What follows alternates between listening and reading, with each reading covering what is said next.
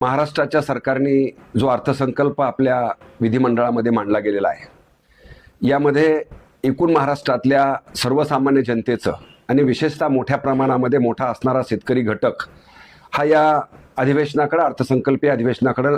नजर लावून एका अपेक्षेनं पाहत होता. कारण या राज्याच्या विधानसभेच्या निवडणुकीमध्ये ज्या पद्धतीचा जाहीरनामा आणि ज्या पद्धतीच्या घोषणा विद्यमान मुख्यमंत्री आणि आत्ताचे अर्थमंत्री माननीय फडणवीस साहेब यांनी जे आश्वासन या महाराष्ट्राच्या जनतेला दिलेलं होतं की आमचं सरकार आल्यानंतर या राज्यातल्या शेतकऱ्यांचा 7/12 कोरा कोरा कोरा करू, अशा प्रकारचा एक आश्वासन जाहीरनामा त्यांनी त्यांच्या निवडणुकींच्या सभामधून आणि वचननाम्यामधून दिलेला होता. आणि म्हणून या पार्श्वभूमीवरती जी आसमानी संकटा याही वर्षी आलेली होती, विशेषतः सप्टेंबरमध्ये झालेली अतिवृष्टी आणि यामधून झालेलं शेतकऱ्यांचं नुकसान आणि त्यामध्ये केलेल्या घोषणा आणि त्याची अंमलबजावणी, याही बाबीकडं हा शेतकरी लक्ष लावून होता की ज्या पद्धतीच्या घोषणा झालेल्या आहेत त्याचीही अंमलबजावणी होण्याच्या दृष्टीनं काहीतरी घोषणा केली जाईल आणि भरीव अशी मदत जो शेतकरी, शेती आणि माती जी एकूण अडचणीमध्ये आहे याला काहीतरी संरक्षण मिळेल, अशा प्रकारच्या आशेनं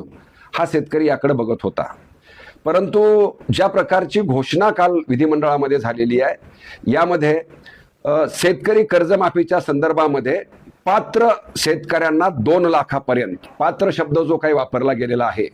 याबद्दल मी पुन्हा एकदा आपल्या सगळ्यांचं लक्ष वेधू इच्छितो की 2017 साली सुद्धा तत्कालीन मुख्यमंत्री, आजचेच मुख्यमंत्री असणारे माननीय फडणवीस साहेबांनी एक फार नाव गोंडच दिलं होतं. छत्रपती शिवाजी महाराजांच्या नावानं जी कर्जमाफी जाहीर केली गेलेली होती,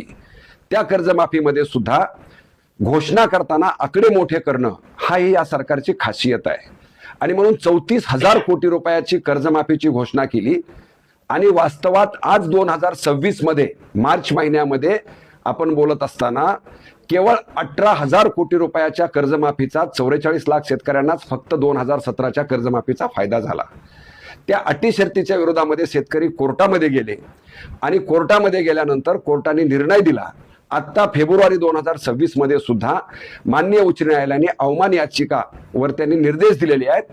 की 5,900 कोटी रुपये जे 6,50,000 शेतकरी आणखी पात्र झालेले आहेत त्यांची ताबडतोब तुम्ही अदा करा. जी 2017 मध्ये घोषित केलेल्या 34,000 कोटीच्या कर्जमाफीमधले केवळ 18,000 कोटी रुपये वाटप केलेले आहेत आणि 5,900 कोटी रुपये ज्या हायकोर्टाच्या आदेशानंतर सुद्धा अद्यापही या सरकारने वाटप केलेली नाही आहेत. आणि अशा पार्श्वभूमीवर काल जी काही कर्जमाफीची घोषणा या सरकारनं केलेली आहे ती एका बाजूनं अटी आणि शर्ती काय ते उद्या कळतील आपल्याला,